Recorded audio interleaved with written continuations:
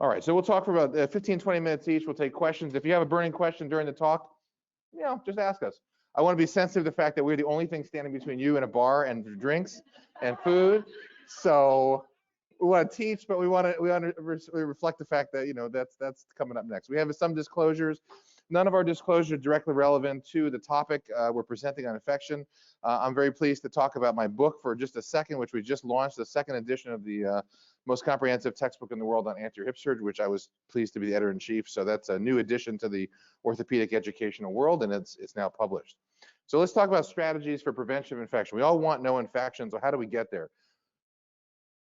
I came to Yale in 2016 into 2017, and we, to be honest, had a little bit of an infection situation. So we had to do a lot of work in our institution to get from where we were to where we are today. And you can see the last number of months, the graph is down, hovering around 0. And of course, there are blips, but we want to keep it at that low level. At our institution, which is a major urban medical center, we have 1,541 beds at our center. We do about 2,000 joints a year in our primary center. We're hovering around 0.5% for total knee and 0.22% for the last 12 months for total hips. So it's not 0, but we're doing pretty well. So we're happy to show you that's real data. Across our whole health system, in Connecticut, we have 7 hospitals. We're about 0.35%, 0.4%. So we still want to be lower. We want to get there, but we went a whole number of interventions. So I'll talk about some of the things that we've done over the years. Number one is give the right antibiotic. So the most important thing, I think, the number one thing is give the right antibiotic at the right time. So this is our protocol, and I know in the back it's a little bit blurry, so it may be hard to see. I can put it back up at the end, but we focus on getting everyone cefazolin, basically for hip, knee, and spine. Those are the areas we try to manage the big surgeries. For shoulders, we give clindamycin as an option, depending on some of the indications for the surgeon. We can also consider GENT or TOBRA, so extended gram-negative coverage, as a single dose. And at the end of the case, we do add topical Vanco powder in the joint. Nasal swabs, we're still obtaining the nasal swab. If they have a positive nasal swab, they're getting a Vanco dose, and it's all dosed on weight. So what I found when I arrived at Yale is that people were dosing based on different criteria. Oh, that's a 2-gram dose. Oh, that's a 1-gram dose. People were saying, oh, with cefazolin and ANSEF. Well, no one knew the cutoff. I would ask around, like, no one knew the cutoff of how many kilograms. So we try to clarify all that. Recently, we've changed the penicillin allergy. So if someone has a penicillin allergy at this point, they get cefazolin, unless they had a desquamating reaction. So if they had Stevens-Johnson's or something really severe, then they can use alternative for us as Vanco. And if someone says, I'm allergic to cefazolin and Vanco, we've already discussed that. We have a protocol for that with daptomycin. So there's no random decision making. And we're not using clindamycin as a sole antibiotic, which was actually a problem at that time. We repeat the antibiotic at 3 hours, or if they have a big blood loss, 1,500 cc's, which has become very rare. So the penicillin allergy, that was a big debate, but we've arrived at a point now, and this is a national guideline, that for penicillin allergy, you basically give the drug. The first line is cefazolin for almost everyone. So this whole thing about giving alternative antibiotics, those patients had twice the infection rate in big series that were published a number of years ago. So we've tried to avoid that. We focus, the next topic is host factor optimization. We call risk factor management, optimization. Everyone here has probably different strategies in their hospitals to make people better. We came up with a risk score. So this is an EPIC. We use EPIC as our EMR. EPIC goes through the patient's chart. When you open it in your office or you come in the OR, there's a number.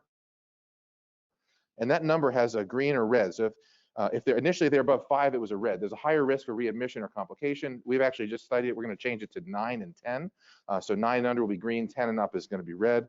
But when you hover on it, it shows you this patient that I saw the other day had an ortho risk score of 19.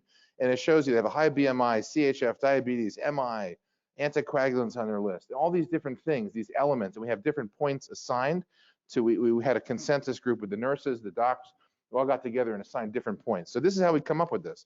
And what's really interesting is that it changes over time. So here's 5 weeks ago, then it went down a little bit and up a little bit.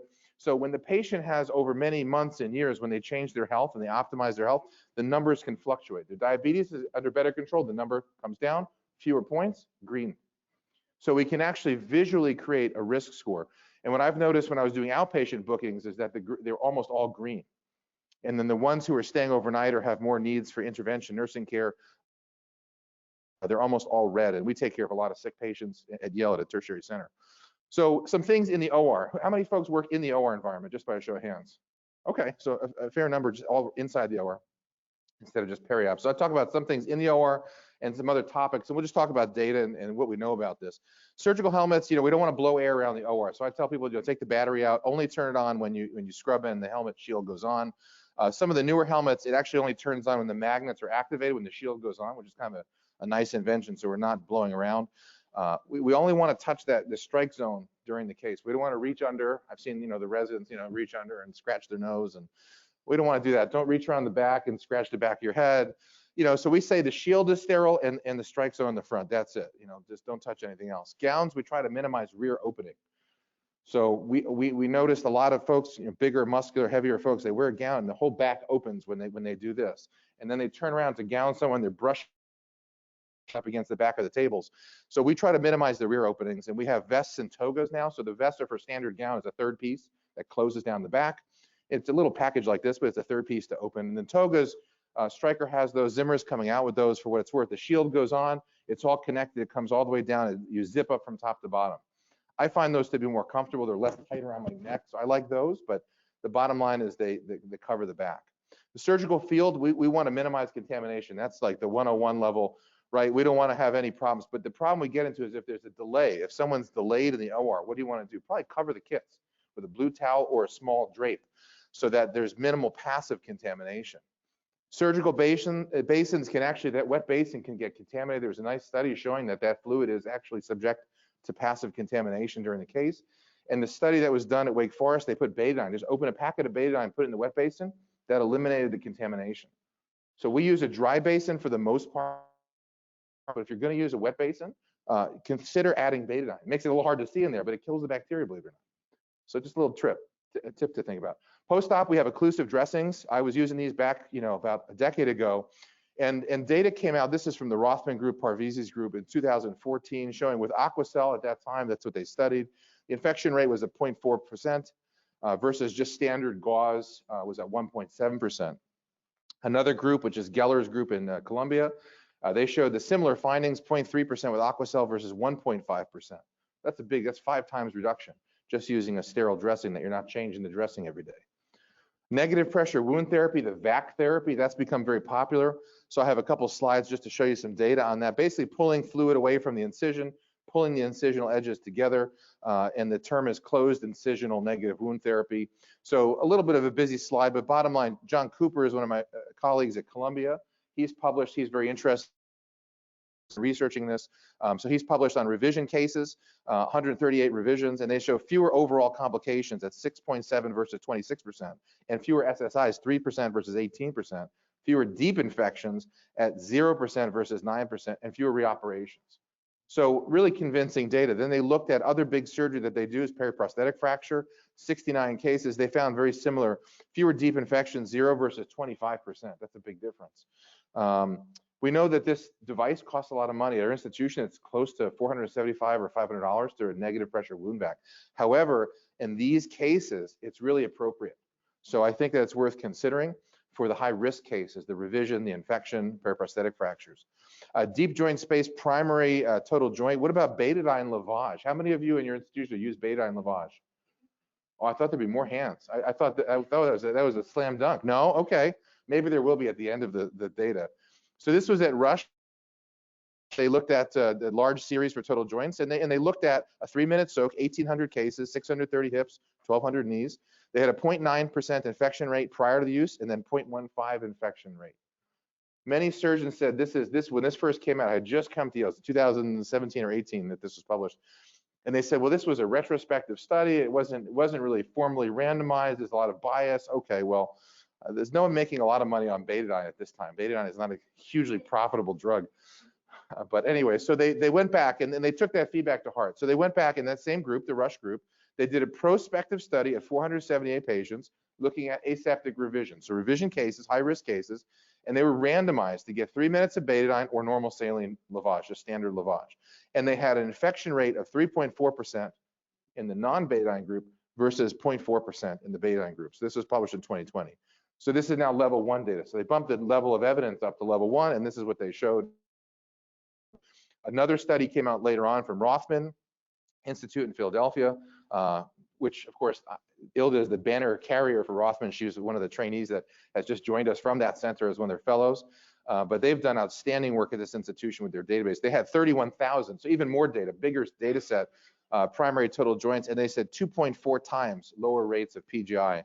So it's the numbers, the hard numbers were 0.6 versus 1.3%, and the number needed to treat to get those numbers to work was 137 patients. So not a lot of patients in a big, busy center, and this is a big risk reduction. So we believe that it really works. It's $1.10 at our center. That's what it costs to get the foil pack. Most of that cost is actually the little package that it goes into we do ethylene gas sterilization. So you know we have to sterilize it. That little foil pack that goes in the outer pack, that's where most of the cost comes from. But we do 22.5 cc's, which is one packet, and 500 of saline. That's the correct dilution. That was based on the studies.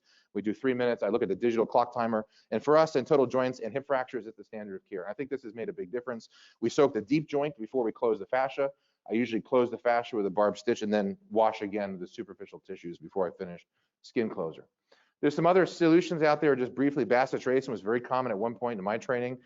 There was really minimal in vivo efficiency of killing bacteria, and actually there was a risk for allergic reaction. So we abandoned that. We also have alternative things. If people are allergic to beta, we have Iricept, which is sterochlorhexidine, and then there's benzalkonium chloride, which is the brand name is Bactishore, which Zimmer makes. But I would just tell you, we've looked at the data. There's very limited data on those, although they're exciting to think about. They may not be as good.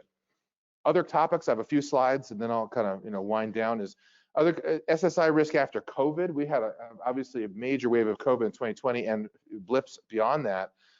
There was actually 3 to 5 times the risk for COVID cases nationally for hips, tibias, and ankles. We did a few database studies on that. For a while, our institution was saying 7 weeks. You had to delay the case 7 weeks before you could do anesthesia to minimize the risk of pneumonia and other complications. They've shortened that down to 4 weeks for healthy patients that have no residual symptoms, and it's probably going to come down even further. We just published a study that shows the risks are highest in the first week after the COVID diagnosis of a hip fracture patient. So the person is a sick, older patient, has a hip fracture. When should you do it? Well, we're still fixing the hip fractures, but those patients who have COVID within a week of their hip fracture had the highest risk in our study. There's a national database study. OR traffic has always been a concern. Door openings causes some turbulence, and it can kick up dander from the floor. The number of people in the OR room, and the more traffic, the more dust and dander.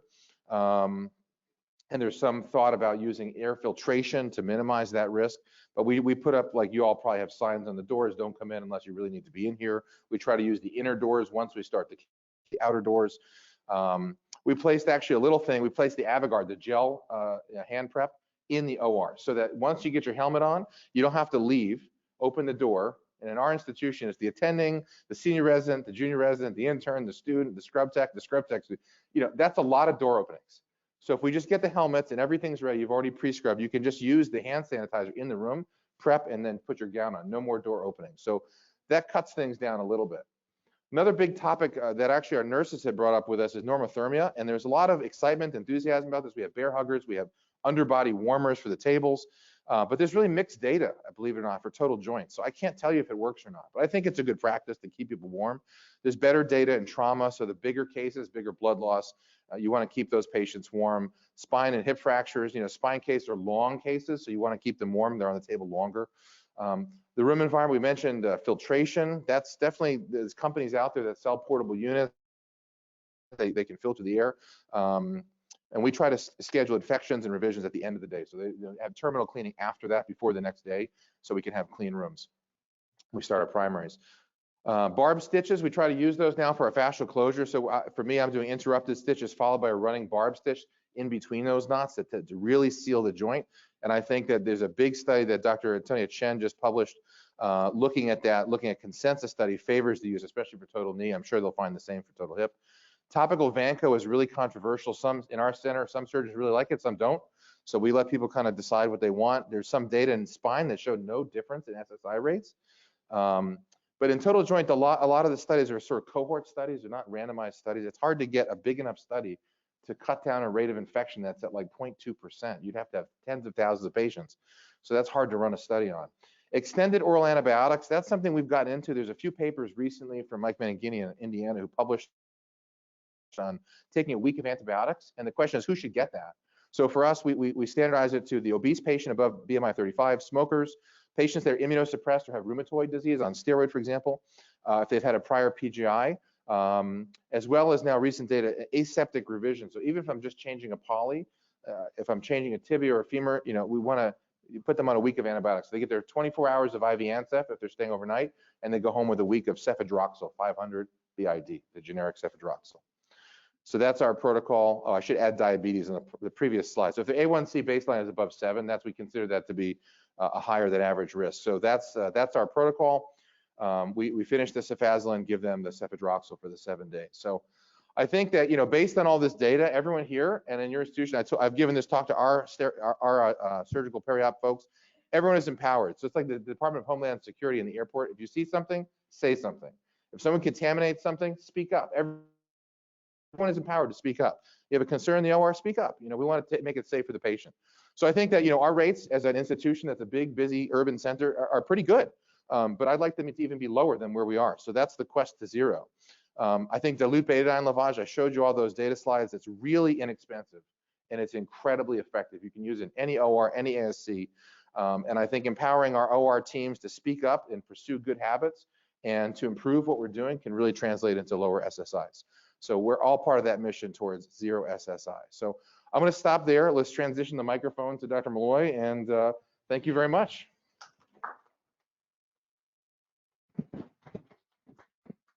Thank you. Yes, please. Here, I'll hold it. Yes.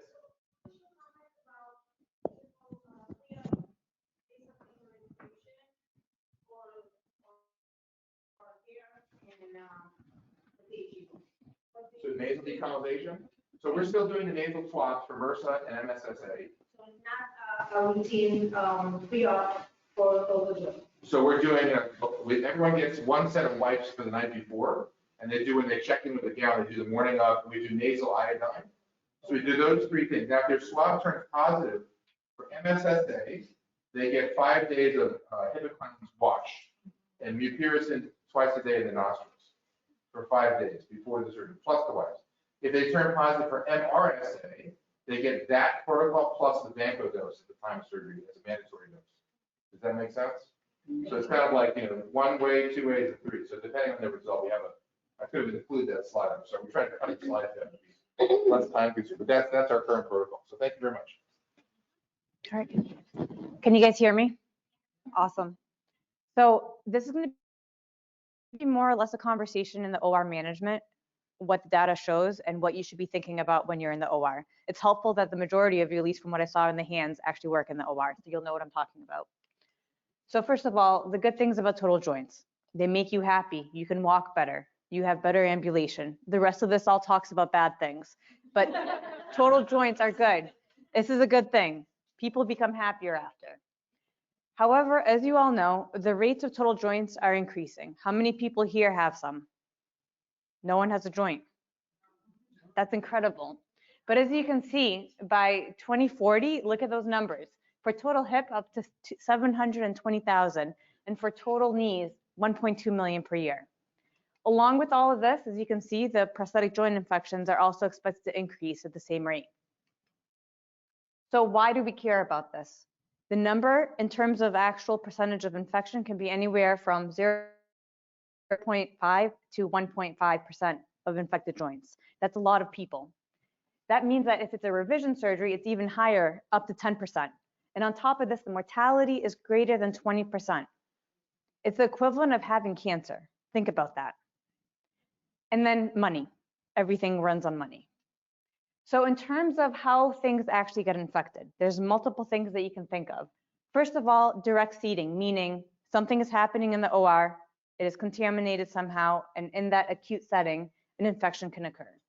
It can be hematogenous, meaning there's something in the body, goes from the blood, and then seeds to whatever the joint is. Or it could be from a recurrent infection. You had something prior, it had been dormant, it lives somewhere in the body and in the bone, and then it comes back.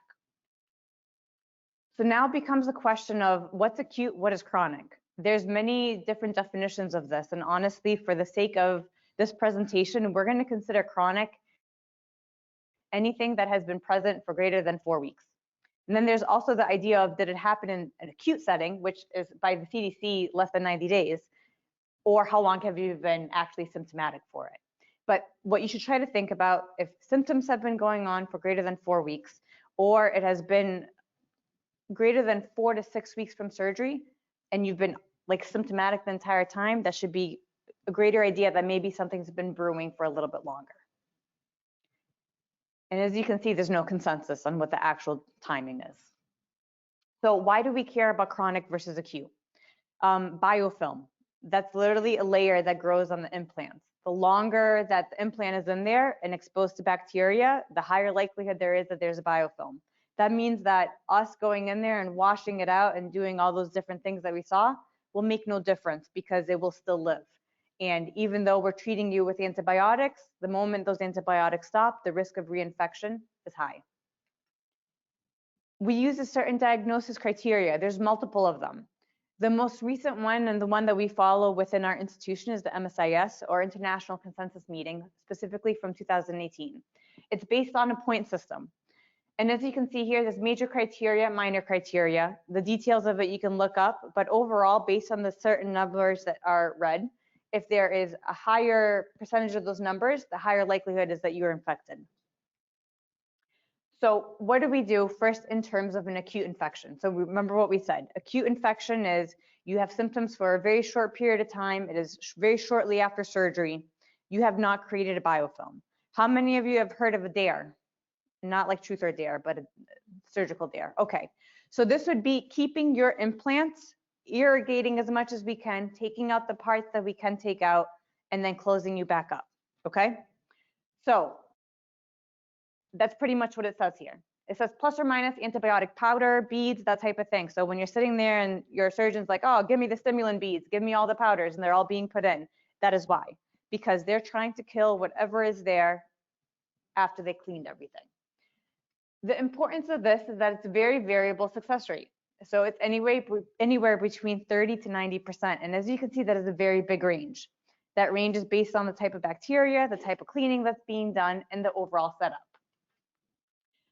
Luckily, there is also this thing that's been out there and published known as a double DAIR, where you do the first procedure, wash everything out, put highly concentrated antibiotics in there, superficially close it, put a dressing on, and then go back again in 7 days to do a repeat wash.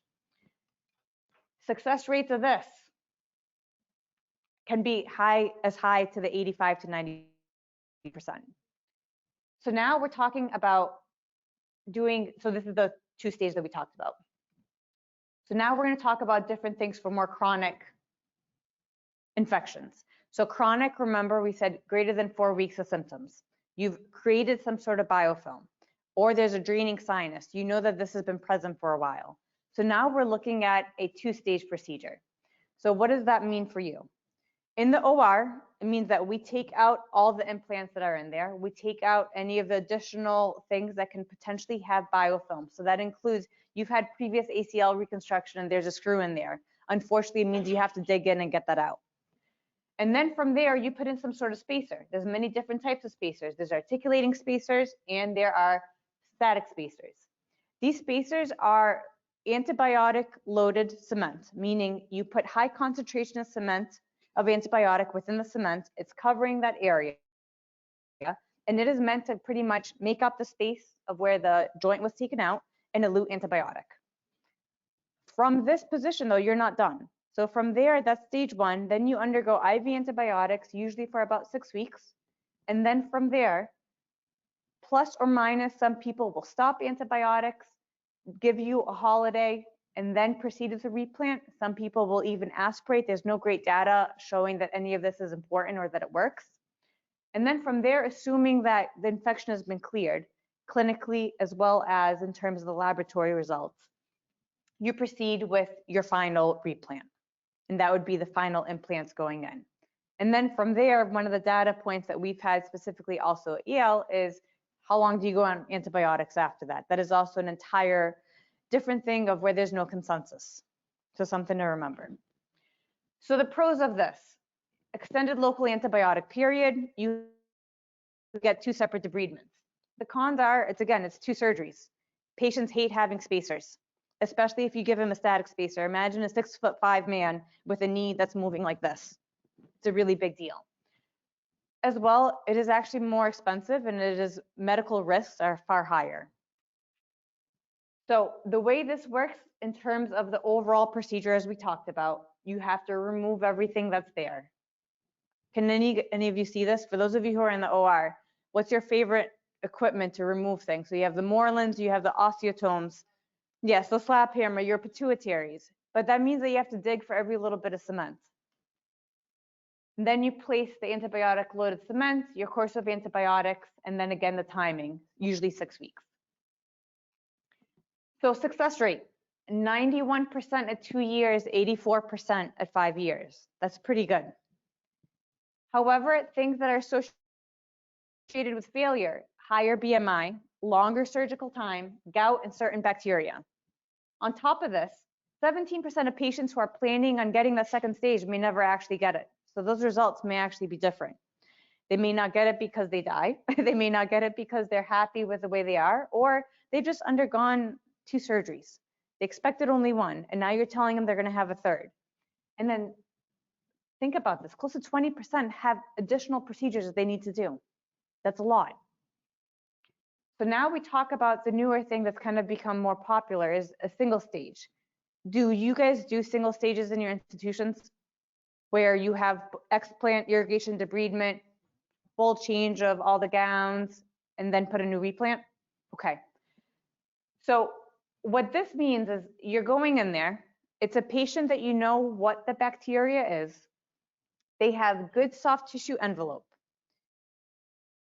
You talk to them about the risks, you talk to them about antibiotics, but the idea is you go in the OR, you do everything in the first part that you did in the 2 stage, where you remove everything, you irrigate, you get rid of everything that's dirty. And then within the same anesthetic setting, they give you brand new equipment. All the surgical staff have to remove their gowns, you use brand new drapes, and then you proceed with the replant after you irrigate again. You have to obtain multiple cultures, irrigation, everything we talked about there. And then from there, you go back on those IV antibiotics at a minimum for 6 weeks. And then from there, you go usually on some version of oral antibiotic. Again, that is very variable in regards to the timing. You have to have good bone stock. Technically, an indication is that you have to know what the bacteria is. But then again, that's also one of those questionable things where in Europe specifically, they do a lot of these without actually knowing the bacteria as well because the results are still better. So proposed advantages, it's 1 surgical procedure. Overall decreased risk in perioperative risk, functional impairment, length of stay, and systemic antibiotic administration. And it's cheaper. And as you can see, it actually has similar outcomes, if not better, compared to a 2 stage if that criteria is found and met. So great. We now know all of this. There's actually a very large study going on right now looking at this with the results that are currently being published. But there's still no right answer. Is there a compromise? So let's say you have these patients that come in who've had a stem that's been put in there for about 10 years, it's well and grown, and you're like, holy crap, they're infected. I have to take all of this out, and in this 80-year-old man, totally demolish their femur or their knee. What's the right answer? There's actually data showing that you can do almost a 1.5 stage or an in-between stage, where if it's easier to take out, for example, just the acetabular component and leave the well-fixed stem, do that, put an antibiotic spacer in that aspect, still treat it with the IV antibiotics and go back for the second stage, but you're trying to save the bone. The studies that are all listed here show that they've actually had really good results in terms of infection eradication in these studies. So overall, prosthetic joint infections are there. Management of this has to result from both addressing whatever the infection is and the appropriate antibiotics. And then while we talk about all the different methods of diagnosing it and what we can do, at the end of the day, patient selection is number 1. Awesome. That's all I got.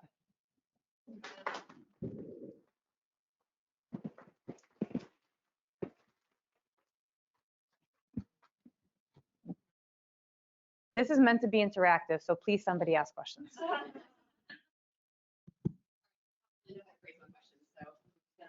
Go for it. So I'm a traveler, so I work at a bunch of different hospitals. Yeah. And I'm not going to name the one that had problems at. What happens if their problem with the infections is the instrument room processing? Yeah. With the bioburden and stuff like that? How are you getting around that at Yale? Or because they're doing the sterile saline washes at the sterile fields like they're supposed to, and would putting betadine in the sterile water help? But they're still having bioburden and they're still having infections, which are causing the joint infections. So I definitely have to say, like, bioburden is an issue and it has to be addressed with the sterilizing processing department. And it is an issue everywhere, but there's certain, it comes down to multiple parts. First, the people who are there that are washing all the instrumentation, the breakdown of it is, are they appropriately educated in how it's supposed to be done? That's step one. Step two is the people that are in the OR. Let's say the scrub tech has taken everything, but they didn't think to themselves, oh, okay, well, I have to undo this, this, and this, and then before I soak it and make sure that I remove all those itty bitty pieces, because it is very tedious, but it is important to do that. So that'd be step two. And then step three comes down to the sterilization aspect. Like, is it sterilized appropriately? Is the temperature appropriate? It sounds more so like it's a systemic issue with the SPD for you guys, at least in those hospitals. Yeah, I'm just gonna add, So I'm a sterile processing technician. I've been there probably for like 10 years now. Yeah. We are very ortho heavy. I come from Northern Dutchess Hospital, so we do at least 20 hips and knees a day. I find our issue is we have a lot of vendor trays come in, Yeah. Zimmer, DJO, you can meet DPU, so many. And our issue is that they come in from other facilities or the warehouse itself with bioburden. With foam, cement, so it's very hard, especially with staffing. Yeah. If they're not appropriately staffed, how do they keep up with these numbers to make sure every instrumentation is effectively clean and get that bioburden? And cement is so hard to get off, especially in those tight corners and the incubating spaces. So like you're saying, I think it's a huge, like, multi-step process that probably would have to be evaluated. And that's very true. And so I've lived through a few of these scenarios. And so part of it is you have to, the sets that live in-house, you have to incentivize people that both in the OR as well as the vendors to help make sure that when those sets leave the OR, they're organized and they're clean within reason. So we spray down all our sets, and you can tell me if I'm saying it wrong, but we have like this spray foam stuff. What is that stuff? It's easy. It's an enzyme that starts enzymatic degradation of the blood that's on the kit. So we're trying to get the kits, so our reps put the gloves on and they make sure when they're leaving the room that the kits that live in our house, everything is ready to go when it gets downstairs. They're not gonna be huge chunks of bone. We try to minimize getting cement on the inserters. I think what you touch upon is those visiting sets that come in for that one-off revision or whatever. That's a huge problem. But that can also be addressed with the vendors. And you say to them, you've had 3 contaminated sets that you brought to our institution. If this happens again, you're not coming back. And so take it to the senior people, and then have people that are in the chief role say to that vendor, if this happens again, if they're DGO, they say, you're not coming back. We're going to use it. We will force the surgeons to change what they're doing because this is not acceptable.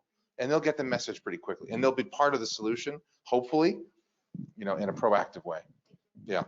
We can also use the FDA because we do an incident report and then we report it to the FDA because they track those. Yeah. I've had callbacks and we've had conversations with vendors. Is there an easy mechanism for you to report to the FDA? How do you do it? Where do you open a website? You just go to their the MAUD database? Yeah. Yep. Okay. So that's something, a trick to keep in mind. Use it.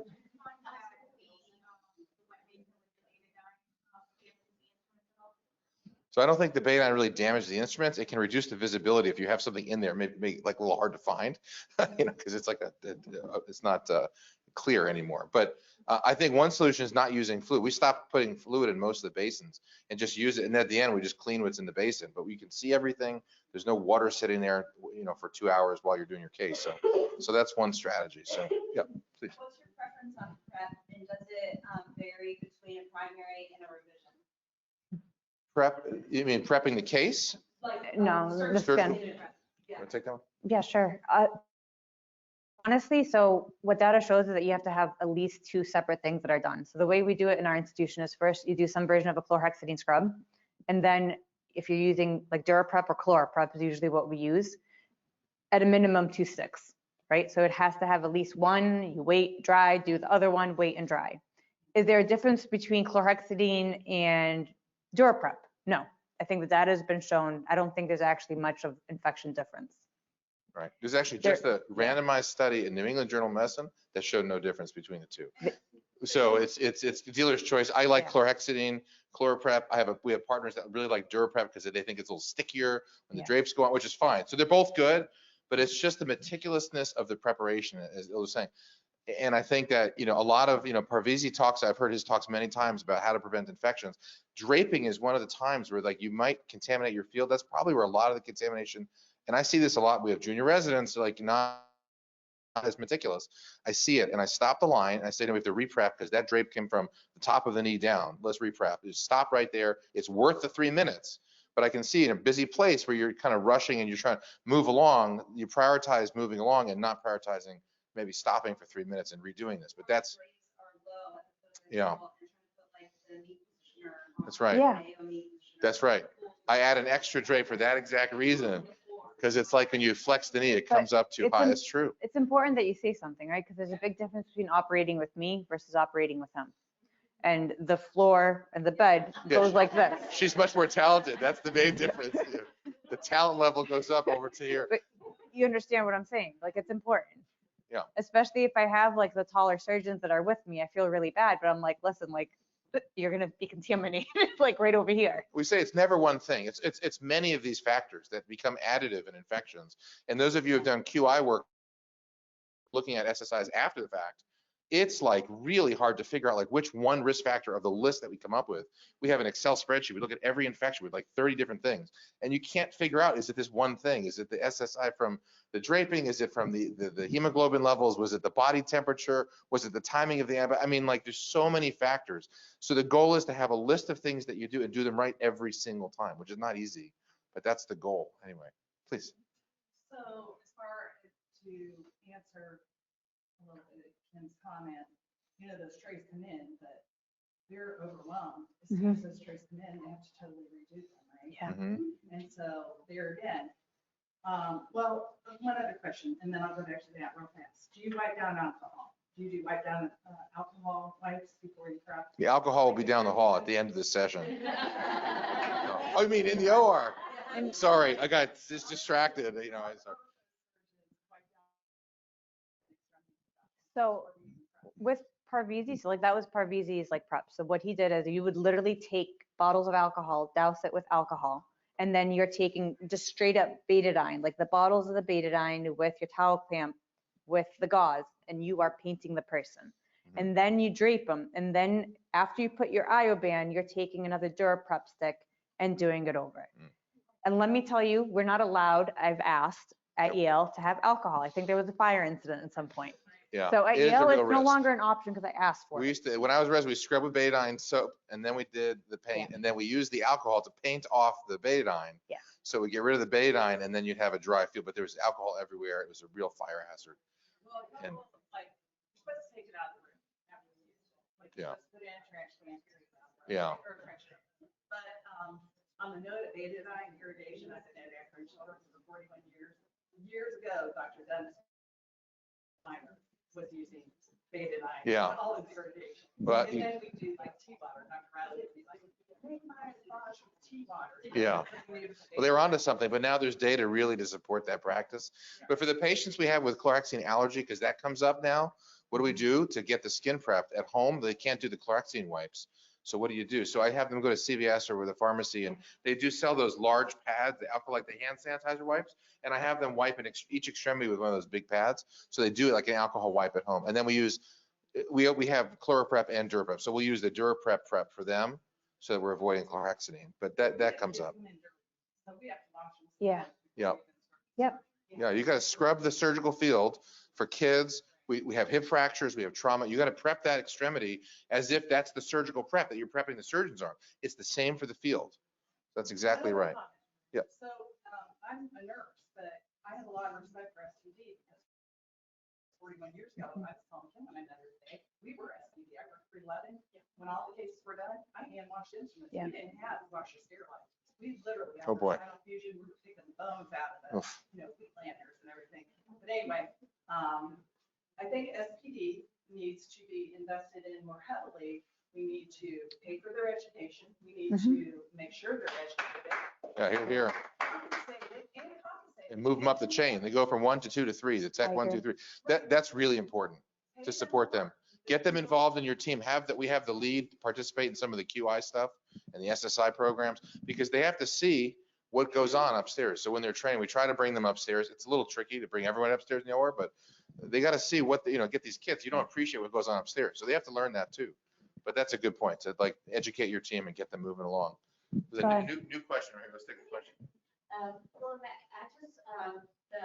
one of the SPD instructors at my facility has partnered with a former medical advice rep, and they're going to grassroots movement to have the vendors be certified, have some type of certification to help prevent this trunk stock that they do and these dirty instruments coming from facility to facility. So there is like a grassroots movement going on right now, and they've made a lot of headway with it. I can't give you specific details because I've really just learned about it. Yeah. But that is coming down the pipe, so I think it's really exciting. I think when you look at those people, the surgical scrub techs, the SPD folks, the vendors as part of the team, you'll have more success in making the team work and catching the things that should be caught before they get to the OR and reach your patient, right?